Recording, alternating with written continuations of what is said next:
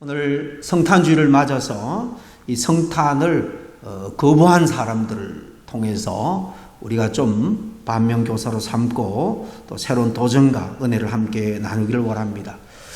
코로나 이후에 더더욱 그렇습니다만은 요즘 많이 이 크리스마스 분위기가 이렇게 다운된 건 사실이지만 그래도 큰 몰이나 백화점 같은 데 가보면 큰 추리들이 등장하고 또 흥겨운 캐롤들이 흘러나옵니다. 어쩌면 우리들보다도 세상 사람들이 이 성탄절을 더 고대하고 있는 것이 아닌가 그런 생각을 해볼 때도 있습니다. 자기들만의 파티를 위해서 이 성탄절을 기다리고 또 이 장사하시는 분들이 또 더 극성스러운 것은 바로 성탄절 앞이 큰 매출을 올릴 수 있는 대목이기 때문에 그런 것이 아닌가 생각을 합니다. 그런데 2023년 전 첫 번째 성탄 때에는 분위기가 전혀 달랐다는 것입니다. 그때는 너무나도 적막했고 쓸쓸했습니다. 초라하기까지였습니다. 그야말로 요한복음 1장 10절과 11절 말씀 그대로였습니다. 그가 세상에 계셨으며 세상은 그로 말미암아 지은 바 되었으되 세상이 그를 알지 못하였고 자기 땅에 오매 자기 백성이 영접지 아니하였으나. 자기 땅에 주님께서 왔지만은 자기 백성들이 선민 이스라엘 백성들이 알지도 못하고 영접하지도 않았다는 것입니다. 그 당시에는 이게 그대로 사실이었습니다. 메시아가 약속대로 자기 땅에 오셨지만 대부분이 그 왔음을 인지하지도 못했고 또 영접하지도 않았습니다. 오늘 우리가 마태복음에 나오는 예수님의 성탄 기사를 함께 봤습니다마는 여기에도 그런 모습들이 여실히 잘 보여주고 있습니다. 그러면 누가 왜 하나님의 아들 메시아의 첫 탄생 때 그 주님의 탄생을 이렇게 등한히 여기고 심지어 무시하고 적대적으로 여겼는가 한번 살펴보기를 원합니다. 오늘 2023년 성탄절을 맞아서 우리들은 그런 어리석은 우를 절대로 범해서는 안 될 것입니다. 첫째로 오늘 본문에 가장 눈에 띄는 사람은 헤롯입니다. 헤롯은 당시 로마 제국이 세운 가나안 땅, 이 이스라엘 전체를 통치하는 대왕이었습니다. 그런 왕으로 권력자였습니다. 오늘날로 말하면 바로 한 나라를 통치하는 지도자입니다. 정치가입니다. 오늘 말씀 1절과 2절을 다시 보십시다. 헤롯 왕 때에 예수께서 유대 베들레헴에서 나심에 동방으로부터 박사들이 예루살렘에 이르러 말하되 유대인의 왕으로 나신 이가 어디 계시냐? 우리가 동방에서 그의 별을 보고 그에게 경배하러 왔노라 그랬습니다. 이처럼 헤롯 왕은 예수님이 탄생할 때는 헤롯 대왕입니다. 그 예수님께서 고난받고 죽으실 때에는 이 세 아들이 세 지역으로 나누어서 통치를 했는데 그 중에 하나도 헤롯이 있죠. 그러나 이는 아버지 전체를 다스리는 대왕이었습니다. 이 동방의 손박사들이 어느 날 이 헤롯 대왕에게 와서 유대인의 왕이 어디 계시냐라고 물었습니다. 그때 헤롯 왕이 어떻게 반응을 합니까? 한마디로 깜짝 놀라서 성경에는 소동했다. 그렇게 기록을 합니다. 그도 그럴 것이 그 자신이 이 땅 전체를 통치하는 왕인데 자기 말고 또 다른 왕이 어디에서 났느냐 경배하러 왔다 물으니 얼마나 놀라서 소동을 일으켰겠습니까? 7절과 8절 말씀에 보니까 이 헤롯이 가만히 박사들을 불러 별이 나타난 때를 자세히 묻고 베들레헴으로 보내며 이르되 가서 아기에 대하여 자세히 알아보고 찾거든 내게 고하여 나도 가서 그에게 경배하게 하라 그랬습니다. 헤롯 왕이 가만히 따로 이 박사들을 불렀습니다. 찾으면 나에게도 알려달라는 겁니다.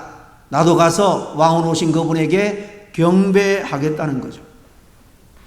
여러분, 이 동방에서 온 박사들 도대체 누굴까요? 여러 의견이 있습니다만은 신학자들의 주된 견해로 보면 이들은 멀리 지금의 이란이죠. 그 당시는 바로 이 페르시아, 이 성경에는 바사라고 되어 있죠. 바로 여기에 고대의 점성술, 천문학이 굉장히 발달을 했습니다. 별을 보고 미래를 예측하고 일기를 관측하는 그런 연구들이 많이 발전했는데, 이 동방에서 온 박사들은 이 별을 보고 미래와 일기를 이렇게 전망하는 천체학자나 점성술가로 추정을 합니다.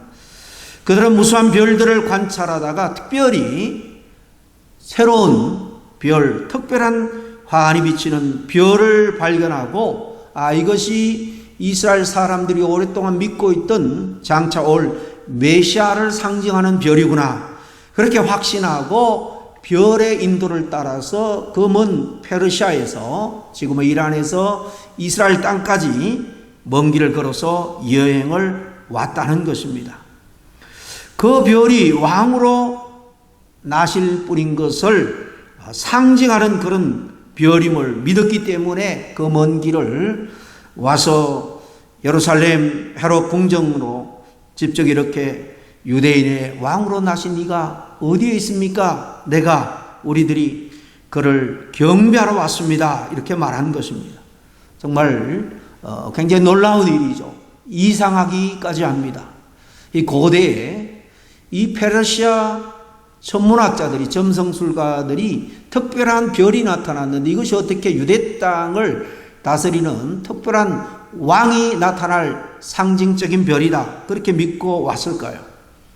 성경을 통해서 추적할 수 있는 것은 민수기 24장 특별히 13절에 17절에 보면 앞으로 한 별이, 여러분 민수기는 모세 시대에 모세에 의해서 기록된 책이죠. 한 별이 야곱에게서 나올 것이다, 한 통치자의 지팡이가 이스라엘에게 날 것이다 라는 놀라운 예언이 있습니다. 이스라엘 백성들은 그 이후 이사야나 예레미야 많은 선지자를 통해서 장차 이 땅에 다윗의 왕위를 계승할 그런 세상을 통치할 그런 왕을 메시아로 그들은 사실 기다리고 있었죠. 그 전에 이렇게 민수기에 이스라엘 전체를 통치할 그런 왕이 올 것이다 라는 예언이 있었습니다. 이것을 동방 박사들이 알고 있었던 것입니다. 특별히 별에 대한 전문가고 늘 하늘을 바라보고 별을 관측하는 사람들이니 어떤 특별한 별에 관심을 가지게 된 것입니다. 우리가 추측할 수 있는 것은 페르시아는 바로 앞에 바벨론을 무너뜨리고 이 페르시아 바사 제국을 세웠죠. 바벨론 때 이미 유명한 다니엘, 에스겔 같은 하나님의 사람들이 포로로 잡혀갔고, 그 이후에 아마 학사, 율법에 이 토라 구약 성경에 능통한 에스라 같은 사람들이 그곳에서 활동을 했기 때문에 아마 이 점성술가들은 이 말씀의 구약이죠, 이 율법에 능통한 그런 학자들의 이야기를 듣고 장차 놀라운 별이 나타나는데 이 별은 특별한 별, 바로 이스라엘의 왕으로 올 별이라는 것을 알았기에 그들은 이런 먼 데서 결단을 하고 온 것으로 보입니다. 그래서 오늘 10절에 그 별을 보고 무척이나 크게 기뻐하였더라라고 기록을 하고 있죠. 이 천문학자들이 대를 이어서 하늘을 관찰하면서 이 별에 대한 이야기가 전해져 왔고, 특별한 날에 특별한 별을 발견하고 이 별이 바로 그 별이 아니겠느냐 하고 여행을 온 것으로 보입니다. 어쨌든 동방의 박사들이 메시아의 탄생과 오심을 기다리면서 늘 하늘을 바라보며 산 것처럼 우리들도 다시 오실 예수님을 믿고 기다리며 하늘을 바라보며 사는 삶이 되기를 간절히 바랍니다. 골로새서 3장 1절에 이에 대해서 뭐라고 말씀하고 있습니까? 그러므로 너희가 그리스도와 함께 다시 살리심을 받았으면 위의 것을 찾아라. 거기는 그리스도께서 하나님 우편에 앉아 계시느니라.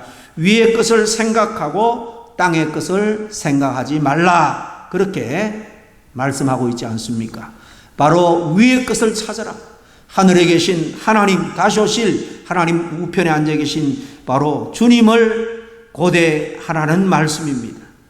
하여튼 헤롯 왕이 가만히 박사들 불러서 별이 나타난 때를 묻고 찾거든 내게로 알려달라. 내가 가서 경배하겠다. 이렇게 관심을 보이지만은 이 관심은 정말 경배하고자 하는 마음을 가진 그런 관심이 아니라 확인이 되면 그를 죽이려고 한 것입니다. 뒤편에 16절에 보면 여실히 그 의도가 나타납니다. 이에 헤롯이 박사들에게 속은 줄을 알고 심히 노하여 사람들을 보내어 베들레헴과 그 모든 지경 안에 있는 산의 아이를 박사들에게 자세히 알아본 그때를 기준하여 2살부터 그 아래로 다 죽이니 그랬습니다. 여기 보면 정말 그는 진정 메시아로 오신 예수를 경배하기 위함이 아니라 죽이려고 했던 것을 알 수가 있고, 사실 박사들이 천사의 지시로 왕에게 알리지 않고 고향으로 돌아가자 그때로 기준해서 수많은 이 영아들을 살해한 것입니다. 헤롯 왕은 힘없는 어린 아이들 칼과 공권력을 동원해서 정말 베들레헴 일대에 모든 2살 밑으로 아이들을 처참하게 살해했습니다. 여러분, 어느 시대나 똑같습니다. 세상 권력자들은 하나님의 아들이 이 땅에 온 것에 대해서 달갑게 여기지 않습니다. 어떤 식으로든 이 세상에서 누리는 자기의 권력에 덕이 안 된다고 생각하기 때문입니다. 왜 그렇습니까? 이 땅에 하나님의 아들 메시아로 오신 예수님은 세상의 권력자와는 전혀 다른 모습을 친히 오셔서 삶으로 보여주셨고, 친히 사랑과 긍휼과 정의의 강물이 흐르는 그런 하나님의 나라를 세울 목적으로 오셨고, 또 그 뜻을 제자들에게 가르쳤고, 오늘 우리 교회는 그 뜻을 이어받아서 사랑의 나라, 하나님의 나라를 세워나가는데 세상의 권력을 탐욕하는 세상 권력자들은 사실 이런 하나님의 나라와 타협할 수가 없는 것입니다. 그래서 그때나 지금이나 언제든지 이렇게 하나님 메시아에 대해서 경계를 드러내고 적대적인, 성탄 때도 주님을 이렇게 해서 해치려고 했는데 마지막 때도 보면 결국 유대왕과 로마 황제 이름으로 주님을 십자가에 단 겁니다. 주님의 공식적인 제명이 유대인의 왕이었음을 보아도 알 수가 있습니다. 십자가 위에 죄패에 이렇게 기록된 것은 당시 정치 권력이 끝까지 주님을 자기들의 적대자로 봤다는 사실입니다. 그래서 그들은 이 주님을 정치 법으로 십자가에 사형을 시킨 거예요.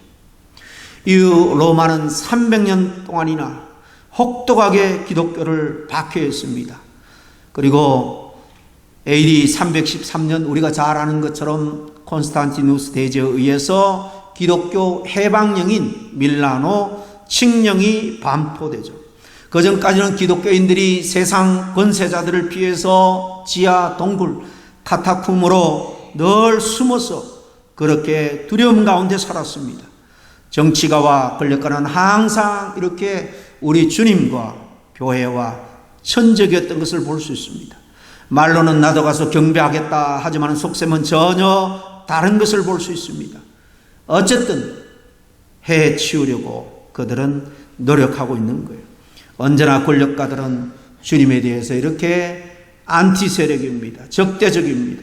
이 헤롯은 모든 시대에 바로 정치 권력가들을 대표한다라고 볼 수 있습니다. 지금도 다르지 않습니다. 정치 권력의 속성은 공의로 심판하시는 주님을 사실 두려워하면서도 그 주님의 뜻이 이 땅에 온전히 세워지기를 늘 반대해왔고 그렇게 하고 있는 것입니다. 우리는 그것을 늘 감안하고 세상의 위정자들을 위해서 기도해야 되겠고, 너무 우리가 세상의 권력을 탐하는 것은 온전한 신앙생활에도 그렇게 유익하지 않다는 것을 우리가 늘 기억해야 합니다. 오늘 말씀해 보면 두 번째로 나오는 부류는 대제사장과 서기관들이었다라는 것을 알 수가 있습니다. 그들은 직업적인 종교인들입니다. 종교 지도자들입니다. 그러면 이 대제사장과 서기관들은 성탄에 대해서 어떻게 생각하고 맞이했습니까? 오늘 말씀 4절부터 6절까지 보겠습니다. 왕이 모든 대제사장과 백성의 서기관들을 모아 그리스도가 어디서 나겠느냐 물으니 가로되 유대 베들레헴 이는 선지자로 이렇게 기록된 바 또 유대 땅 베들레헴아 너는 유대 고을 중에서 가장 작지 아니하도다. 내게서 한 다스리는 자가 나와서 내 백성 이스라엘의 목자가 되리라. 그렇게 하였다는 바로 미가 선지자의 예언의 말씀을 정확하게 알고 전해줍니다. 유대인을 왕으로 나신 이가 어디 있느냐 동방박사들이 물을 때에 깜짝 놀라서 이렇게 성경 전문가들을 소집했는데 대제사장, 서기관, 바로 오늘날로 말하면 성경 박사들, 신학자들이 이렇게 정확하게 장차올 메시아가 출생할 곳을 이렇게 알려줍니다. 이렇게 서기관들은 성경에 해박한 박사들을 의미한다면 제사장들은 오늘날 그 역할과 직능에 있어서는 좀 다르지만은 이렇게 하나님과 또 중간에서 백성들을 하나님 앞으로 인도하는 영적인 지도자, 목회자들이 다 여기에 해당될 것입니다. 성경에 보면 다 선생되지 말라 그렇게 말씀한 것은 영적인 지도자가 되는 것은 그만큼 책임이 크다는 것을 사실 말씀하고 있는 것입니다. 그래서 저와 같이 목회자로 한평생 살아가는 사람은요, 내 영혼의 구원도 중요하지만 내가 맡은 영혼들이 한 사람도 낙오 없이 정말 하나님 앞으로 인도함을 받기 위해서 늘 건심하며 기도할 수밖에 없는 겁니다. 헤롯이 그들에게 자문을 구하자 그들은 지체 없이 베들레헴에 난다는 것을 정확하게 미가서 5장의 예언을 근거로 제시를 합니다. 정말로 그들은 성경 박사답습니다. 주님의 탄생지를 정확히 맞췄습니다.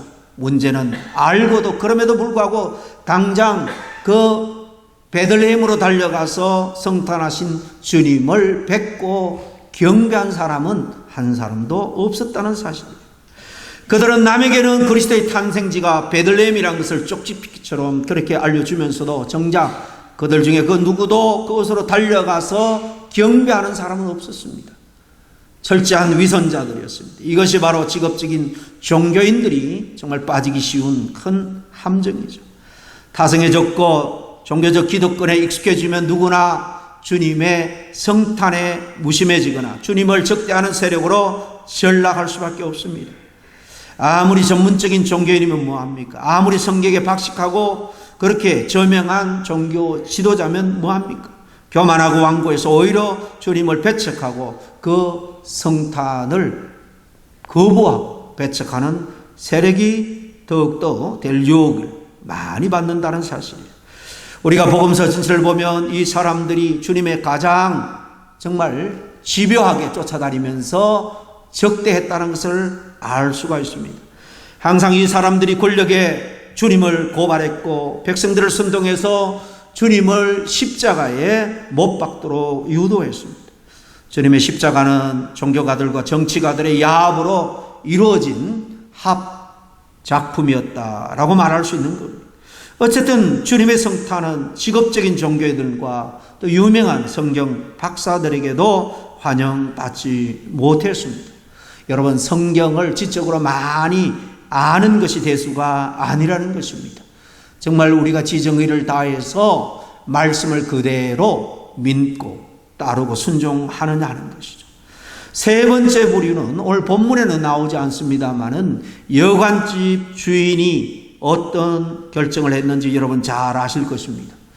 이 여관집 주인은 하루하루 방을 손님들에게 팔고 살아가는 사람입니다. 오늘날로 거창하게 말하면 사업가리, 장사하는 사람들입니다. 오늘 본문에 나와 있지 않지만은 이 바로 여관집 주인도 주님의 성탄을 거부했던 그런 사람이었다는 것을 우리는 잘 알 수 있습니다. 누가복음 2장 7절입니다. 첫 아들을 낳아 강보에 싸서 구에 뉘었으니 이는 여간에 있을 곳이 없음이러라 그랬습니다. 마리아가 마구간에서 아기 예수님을 낳아 짐승들이 먹는 그 먹이통, 그 구유에 뉘었다는 것인데요.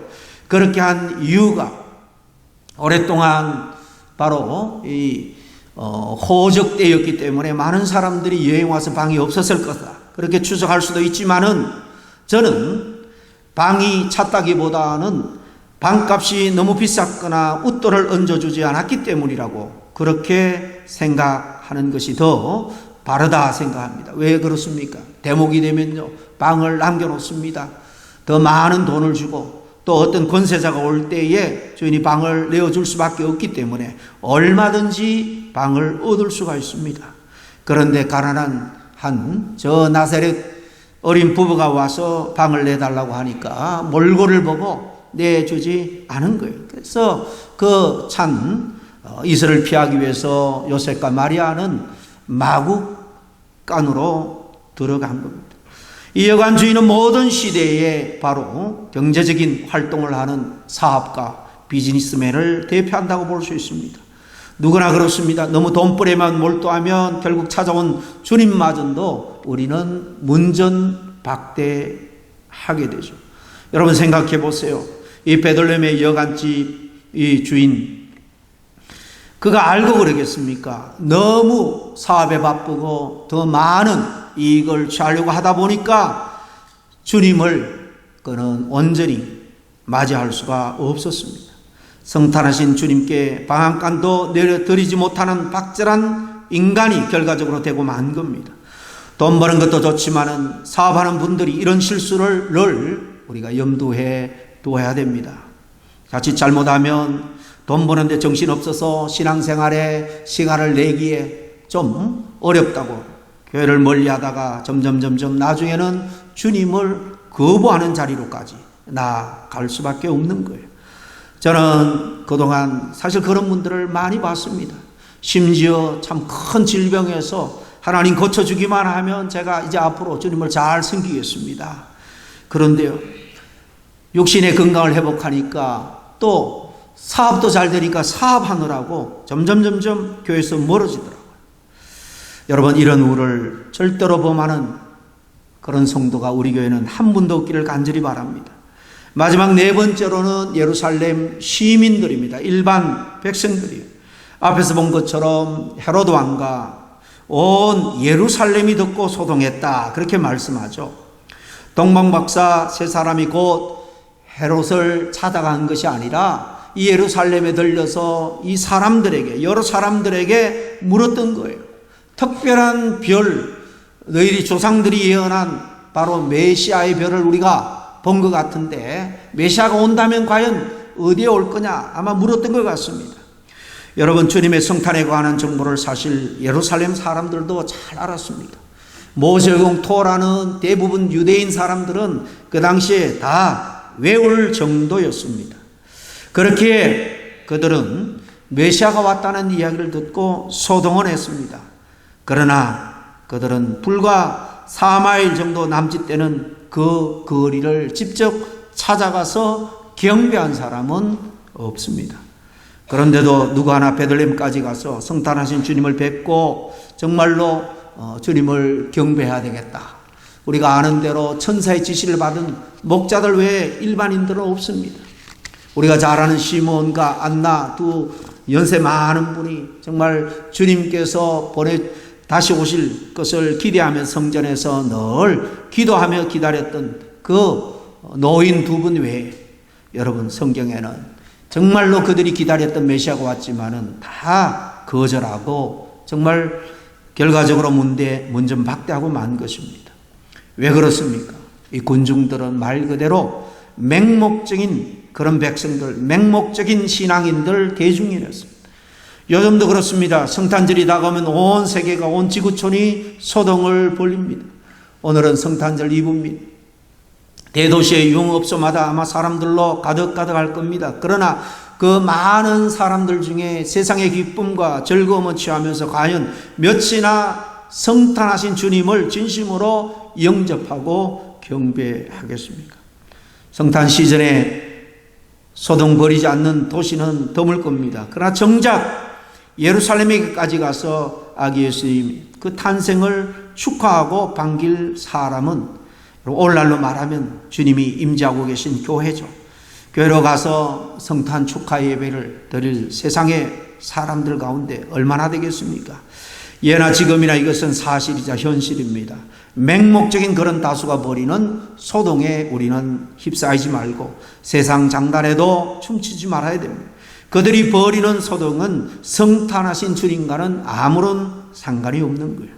그저 자기의 기쁨과 쾌락만을 쫓을 뿐입니다.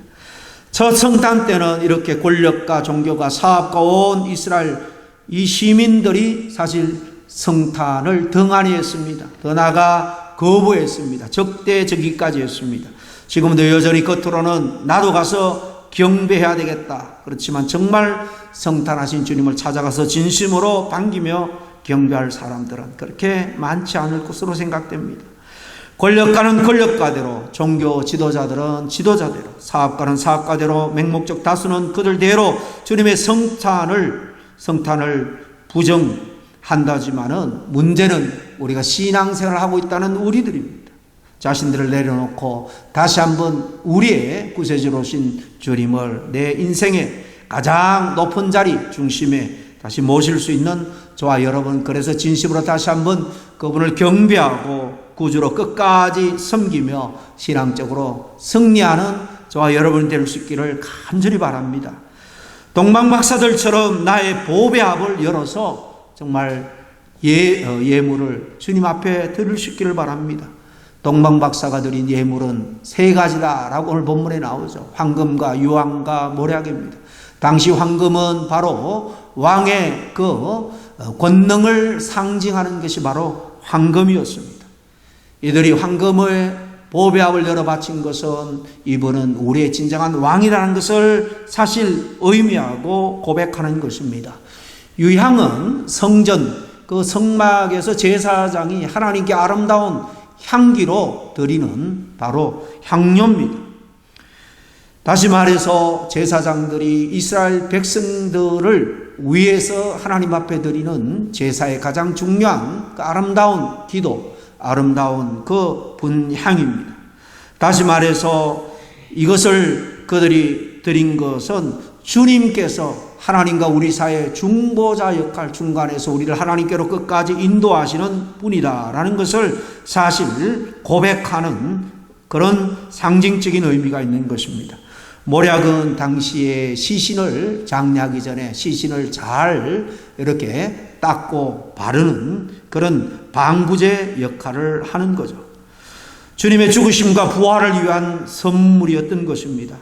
우리도 그분의 대속의 죽으심과 우리의 영원한 바로 생명의 첫 열매가 된다는 것을 우리가 온전히 믿고 고백해야 됩니다. 성탄절이 이런 믿음과 고백보다 더 귀한 예물은 없는 것입니다. 정말 다시 한번 성탄절을 맞는 저와 여러분 가운데 이 동방박사들이 바쳤던 세 가지 예물의 그 의미가 무엇인지를 다시 되새기고 정말 진심으로 우리의 중심을 이렇게 올려드리고 고백할 수 있기를 바랍니다. 성탄절을 맞아서 여러분 한 분 한 분의 그 심령과 그리고 그 가정, 성탄의 큰 축복과 기쁨이 함께하기를 바랍니다. 이 땅에 주님이 오심으로 평화가 임했다고 했는데 그 평화, 세상이 감당하지 못하는 평화가 남은 여생 여러분의 가정과 여러분이 살아가는 모든 삶에 함께 하기를 주의 이름으로 간절히 축복합니다. 기도하겠습니다. 하나님 아버지, 참으로 감사와 찬양을 드립니다. 다시 한번 성탄주일을 맞아서 하나님 앞에 기쁨으로 예배할 수 있도록 인도해 주시니 감사와 찬양을 드립니다. 하나님께서 주신 이 기쁨과 평화를 만세토록 누리는 영광을 우리에게 주셨는데 남은 여생 이 동방박사들처럼 아버지 하나님 마음과 뜻과 정성을 다하여서 우리의 신앙을 온전히 고백하고 헌신의 삶을 살아가게 도와주시옵소서. 내 부류의 사람들처럼 주님보다도 그저 내 인생에, 내 성공에, 내 부귀영화에 급급해서 주님 등한히 여기는 그런 어리석은 삶이 아니라 온전히 주님과 기쁨으로 동행하는 우리 모두가 될 수 있도록 성령께서 함께해 주시옵기만을 간절히 바라고 원하며 예수님 이름으로 기도하옵나이다. 아멘.